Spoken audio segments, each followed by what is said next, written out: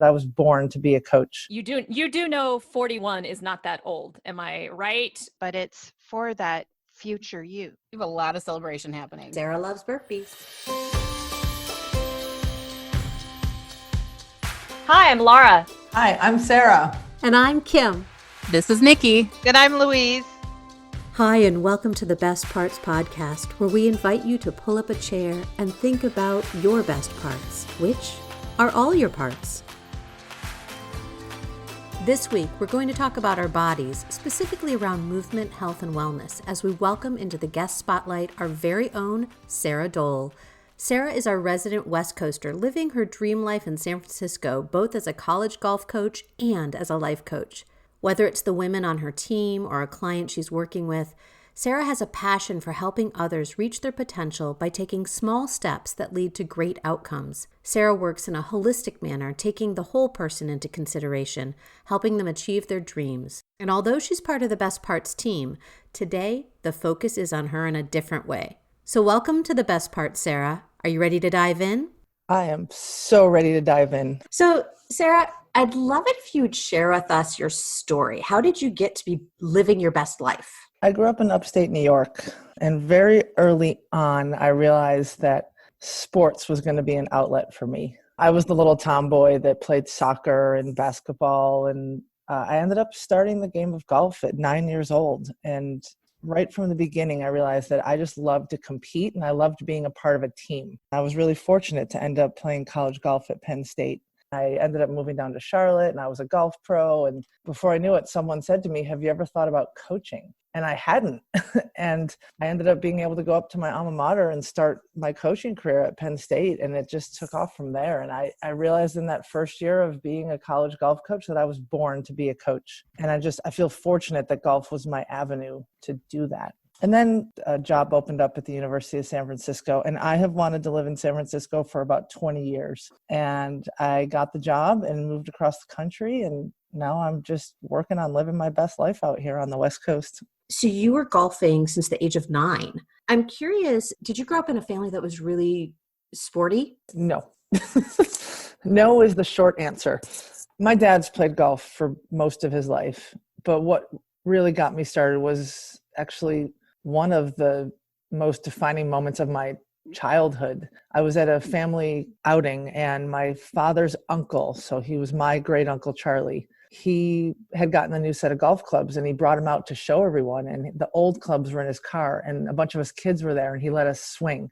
And I took one swing, first shot, hit it over his head into the next door neighbor's yard. Wow. And had never swung a golf club in my life. And he was like, "A girl can do that?"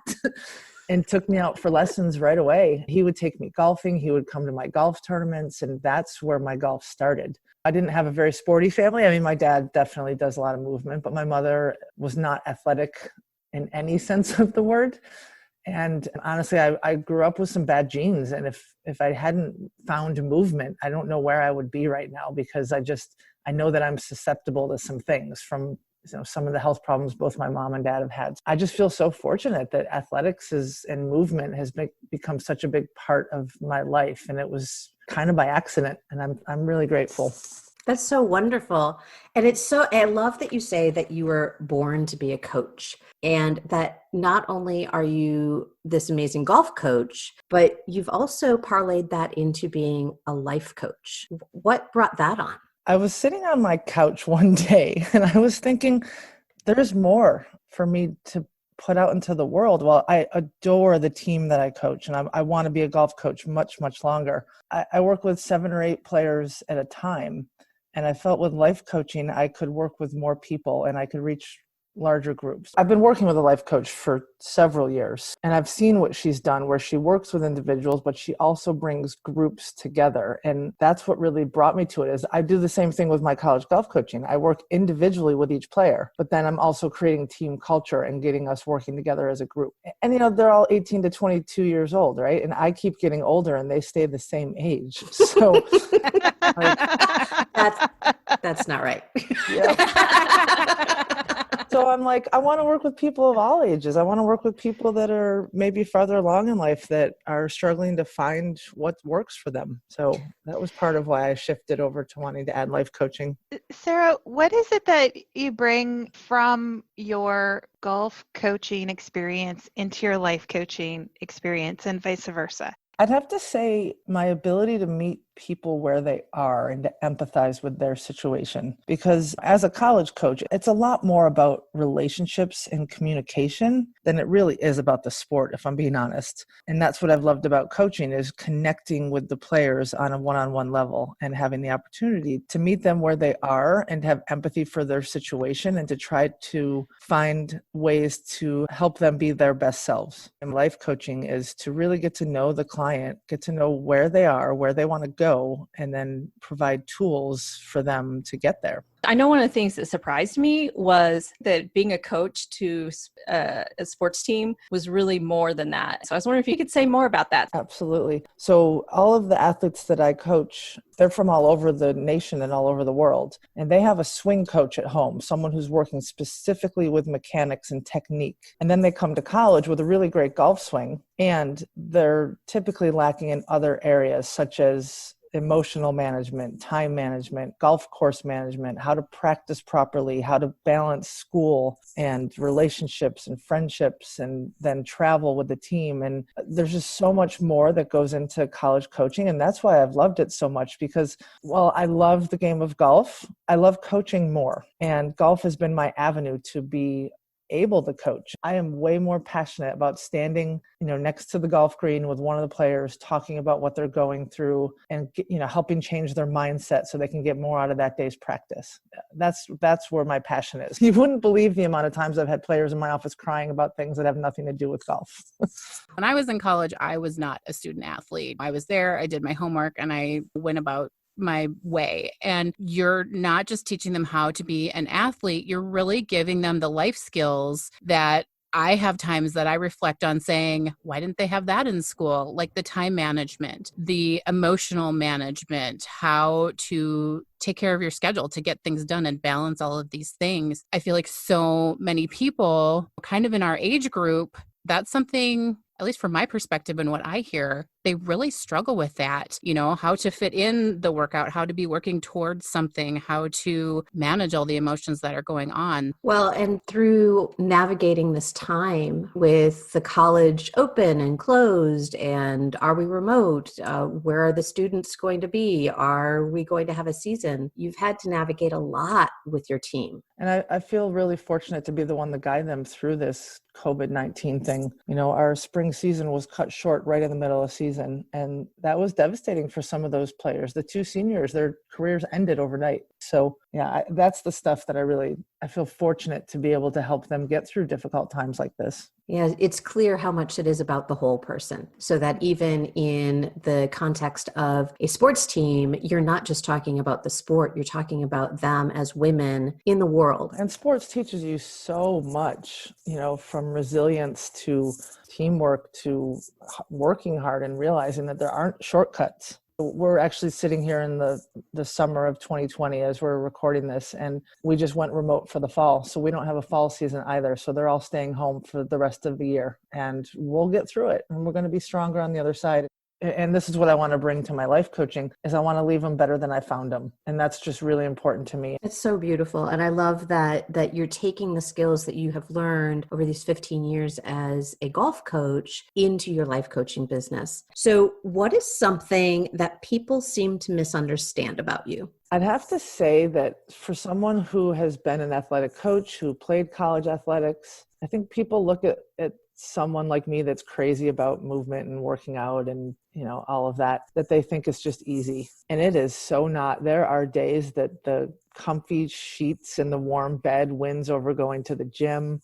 And there are stretches of time where I don't feel great in my body. There are stretches of time where I just, I've struggled my whole life with body image and self-confidence around that. And I have worked really, really hard to get through that. And I think some people just see like I'm not at the end result by any means, but where I am now at the age of 41 versus where I was 15 years ago, I'm definitely much more confident. And I don't look that much different. I have just found a way to realize that this is the body I have. And I'm just really proud of how much I can do at my age still. And I'm not planning to stop.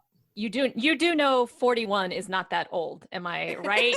I know. I didn't want 41 to sound old. Sarah, I would love to move more. I really would. And there's this, I don't know what it is. What is it that keeps people from putting more movement into their lives, or from sometimes we try to put more movement into our lives and it just doesn't work. Like for me, I don't know how many times I've joined the gym and promptly canceled my membership. I'm not the only one. No, not at all. Like it's I can't even speak to how many different, right? It's like, oh, I didn't like that chain, I'm going to go over here and try this, right? Like, really, is it really that makes a difference? So what is that? Like, what is that all about? Because I know Kim and I, and we're not the only people out there, but we try to put movement into our lives, and then something happens, and it seems, of all the benefits, I know all the benefits that you talk about, right? But it seems that it's, I don't know, I don't want to say impossible, but it feels really hard sometimes. Oh, yeah, it feels hard for me too, Louise. First thing, I'm going to ask you and everyone listening to stand up and stretch and do one squat. Right now? Yeah, there's some movement. I'm doing it. I'm up. Oh, God. Right. Everyone up. Stretch. Feeling everything right now. Feeling all the feels. So a couple of things. When you're a part of a group, you're more likely to be accountable, right? So that was my whole point there. But also I want everyone to just get up and move for a minute. So Louise, the short answer to that is people feel like they don't belong. And gyms are difficult. Gyms are a place where people, there's, you've seen those men that walk around the gym that look like they're holding suitcases. You know what I mean? Like they're just walking like. I know exactly what you're talking about. And no offense to any men listening who happen to be walking around carrying suitcases. There are some women I've seen do that too. Yes. But I think it's that people look at a gym and think they have to be, quote, an athlete. And that's one thing I want to help people change their mindset around, is what an athlete is. Change the word athlete to movement or momentum, and remember that you only have one body, and it's your responsibility to take care of it if you want to be on this earth for a long time. And when you go to the gym, if you don't have someone there with you, helping you, you feel like you don't belong. And that's why I think some people quit, is they get there and they just feel intimidated because they don't know what to do. And they see these people lifting these big, heavy weights and they're like, well, am I supposed to be doing that? So I think that's one thing, is finding where you belong in movement is really important, and finding what you enjoy. I think what a lot of people do is they set goals. So for instance, let's say you set a goal for this week, Louise, you're going to go walk 4 times this week, and life came up and you only did it twice. But at the end of the week, some people think like, oh, I failed, so why even bother trying next week? And I think a lot of people think it's an all or nothing thing. And I see it just as a process where you're not always going to reach all of your goals. It doesn't mean that you quit. And that's what a lot of people do, is they feel like, oh, I lost momentum. I might as well just not bother. When I think about movement and working out and improving my health, it feels like a mountain. So then I must do big things, right? So if I look ahead and say, here I am, and I have this goal of putting more movement into my life, of being healthier, of feeling great, it seems like a really big journey to take. So then I must make big actions to get there.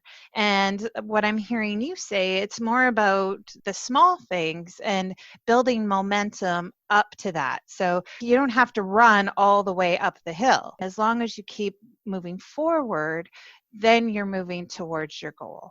Yeah, absolutely. And everyone has different goals. Some people want to run a half marathon. They're not going to run 10 miles today. They're going to start with walking a mile and then slowly adding, right? So that's for someone who wants to run a half marathon. Think about just wanting to live a life with more energy being your goal. Well, let's say you walk 5 minutes today. Tomorrow you walk 6. The next day you walk 7. And before you know it, you've walked 100 minutes over the next 10 days. And I think that's it. Is if you thought about, I have to go walk for an hour and a half, that feels daunting. But if it's 5 minutes here, 6 minutes there, that it's like bite-sized pieces. It's definitely more manageable. So, Sarah, overall, what does this concept of movement mean to you? I think movement, and I've said this before, and I believe it was not me that came up with a body in motion stays in motion. I think you're correct. Yeah. That's like a law of physics. It's all good. Yeah. And so, So Sarah, you and I have talked about this, and I hate movement. But I shared with you, I do stretching exercises in the morning, every morning when I'm doing my morning meditation. And you said you considered that movement. So what I realized was that a part of me thinks that movement has to be aerobic, right? Yeah. So I have it in my head that a movement has to be cardio, basically. I have to be burning calories in an effort to get somewhere else. So it's been interesting to hear you talk about movement as something different and other than what I've got in my head. I also like what you just said about, I could go walk 5 minutes today, and then I could walk 6 minutes tomorrow. And then over a period of, 10 days, I've walked 100 minutes. And that's certainly, I walk 200 steps a day, whether I need to or not, from my bathroom to my office, and that's about it. So 100 minutes of steps over 10 days would be a lot more for me. So I like that idea of looking at it in small bites, but then also reframing what does movement actually mean? Because I bet I'm not the only one that thinks that movement or exercise has to be some sort of aerobic activity. oh, absolutely. And a lot of people think exercise has to happen at the gym. Well, hello, COVID-19. Gyms are closed in most places. And so it's around the world. Yes. It's finding movement that you enjoy. It's not just going and picking up barbells and I'm a CrossFitter. I love CrossFit. But I also walk, hike, bike, play tennis, walk the dog, do all sorts of other types of movement, not just one. And I think that's what's important, is finding what works for you and go do that. It could be yoga. I mean, I love yoga, and some yoga classes can be extremely difficult, and others, maybe you're not sweating as much, but you're moving your body and you're getting the blood flow going and you're stretching and you're taking care of yourself. And that's what I think movement is. And people just think, oh, movement is I have to go sweat it out for an hour and a half. I think the first 20 minutes of a workout is some of the most enjoyable time, to be honest. Well, and I love that we have a resident athlete and we do also have a resident yogi. Nikki is our resident yogi. I was just going to say, who's that? And I'd actually love to hear the two of you talk about that concept of movement and what it can look like in different ways. What I love about yoga, and this is like personal preference, it's something that I haven't really found at the gym, is the mindfulness of movement, and that the purpose of yoga is for you to be in your body where it is that day. So if you're having a rough shoulder day, you meet yoga where you are with a sore shoulder. It might not be sore tomorrow, but today that's what you have to work with. And so that there's so many ways to adapt what you're doing.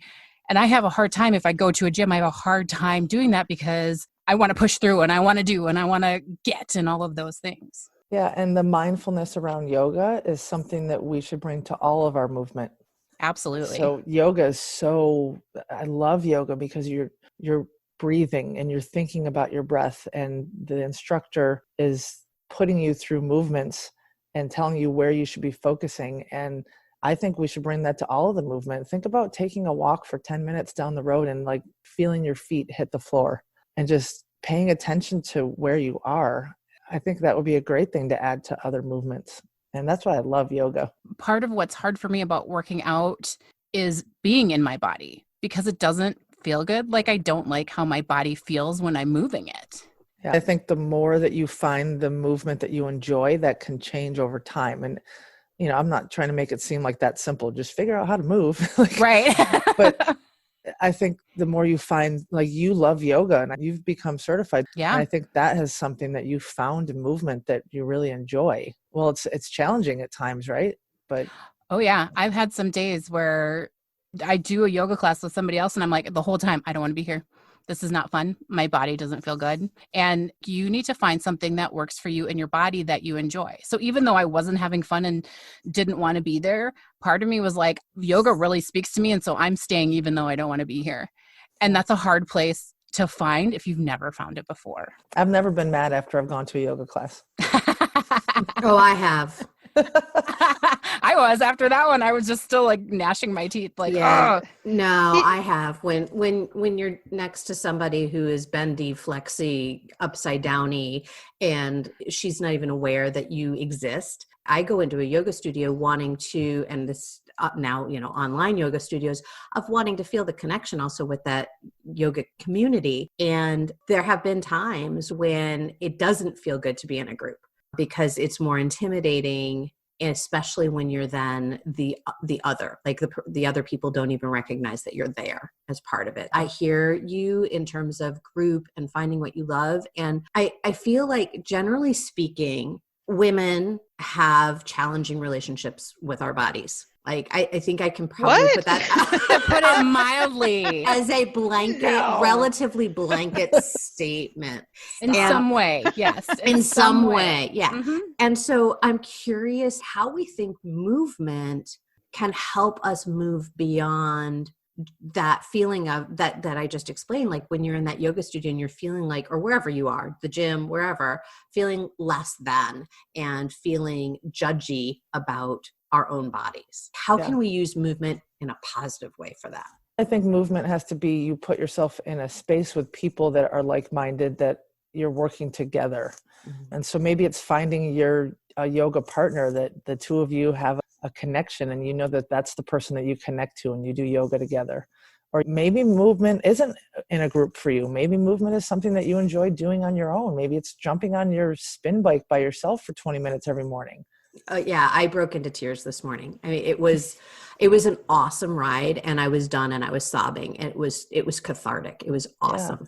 Yeah. And that's just it. It's finding the 20 minutes where you feel great at the end of it. And it could literally just be going for a walk with your dog and being outside and feeling good about that. Find what works for you that's going to help you move your body, but also bring you some joy. I think people think you have to hurt yourself through movement because you see these crazy people like lifting weights above their head and feeling like, oh, I have to be sore. No, it's about helping change the course of your day. So how do you do that? If you were going to coach us as a group and to help us each find that way that we like to move, how would you help us find that joyful place of movement for ourselves? What I would do is explore, what movements have you done in the past that you enjoy? What activities have you done in the past, whether it's walking the dog or biking or stretching, yoga, and really explore where is it that you're going to commit to actually doing it. So I actually have a 5-day program, and every morning you get up and you commit to one movement for that day. And you commit to one act of self-care. You commit to one thing where you're going to nourish your body. Small, very small things. And then every single day, over the course of 5 days, you've committed to 5 different types of movement, 5 different ways you nourished your body, 5 different kinds of self-care. And they all link together. And that's what I would do with people, is find it's not just about movement. It's about all of it, like I talked about earlier, making sure that you're taking movement and then adding in other choices that are going to really help you holistically. Who is it that you want to be helping in your life coaching business? Honestly, the short answer, I want to help people that want to be helped. I want to help people that want to better themselves or their situation. People who feel stuck right now and have this vision for their future but don't know how to get there. And I want to be able to help them look 5 years down the road or 10 years down the road or 2 months down the road and create a vision and a dream and a goal, and then back up to today and create a plan to get to that vision or dream or goal. Those are the people I want to work with, the ones that are going to show up and do the work. And I love that. We talked a little bit about being in your body while you're moving it and being present. But there's more to that. You're present while you're doing the activity, but it's for that future you. I do a lot of future-based coaching. It's really important to understand where you've come from and what got you to this moment, but where do you want your future to go? And so, movement is a big part of it for me.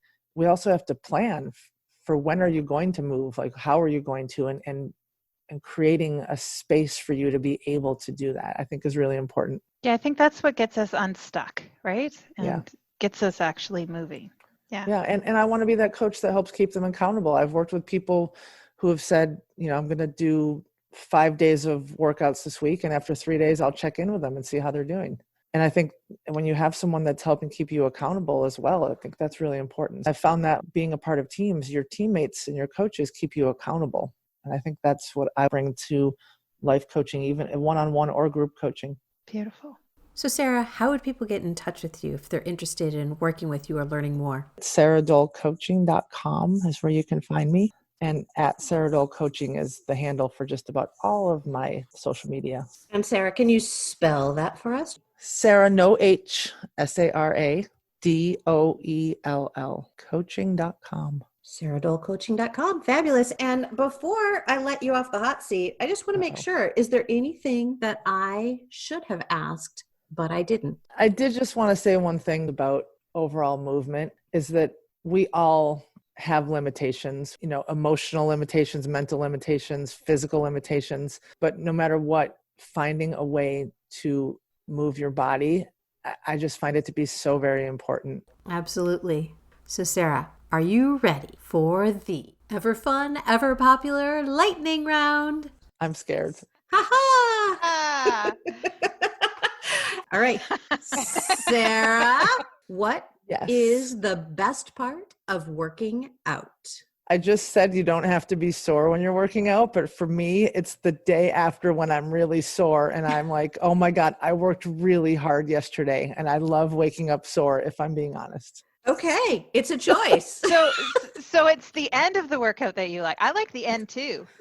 Yes. It's my favorite part is when it's over. All right, best part of the meal. Ooh, all of it. Okay, I have to pick a part.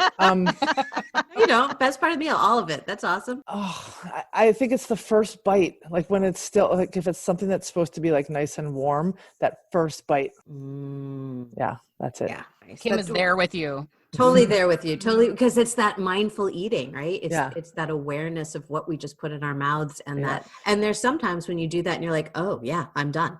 Yep. No. What? Okay, well we can aim for that sometimes. All right. What is the best part of the day? The morning, absolutely the morning. I love the quiet of the morning where you get up, no one else is awake yet, you have a cup of coffee, you meditate, you journal. Like the morning, I wish morning happened all day. Well, I'm so glad we meet in the mornings then. Yeah, I know. I was about to make some comment about really, that's not what we hear on our morning meetings. I believe there's a quote that we have recorded of, I got up early for you MFers. I didn't say every morning was perfect, but if I had to choose, it would be the morning. All right, the best part of starting a new book. Oh, are you talking about my book? Oh, you can talk about that. I'm writing a book, and I would have to say the best part about it was the moment where I broke down crying, knowing that I could do this. And I had this vision that was so powerful about how I wanted to write. And I have a picture of me when I was in tears writing the book and starting it. And that's it. I think anybody who's done a creative endeavor can appreciate that. That's amazing. And I can't wait to read it. I can't wait to finish it. Well, there's that. The second best part of writing a book. Finishing it. All right. The best part of the year. Oh, my birthday. That was my gut reaction. I like it. So I have to tell you, my birthday is the end of November. My wedding anniversary is 8 days later, and then Christmas comes. So November 30th to December 25th. You have a lot of celebration happening. Yep. All right, Sara, those were your 5 lightning round questions. I hope people out there are going to get up right now, right at the end of this, and do a burpee, because why not? Because Sara loves burpees. Thanks for pulling up a chair and joining us today. Until next time, remember that all the parts are the best parts.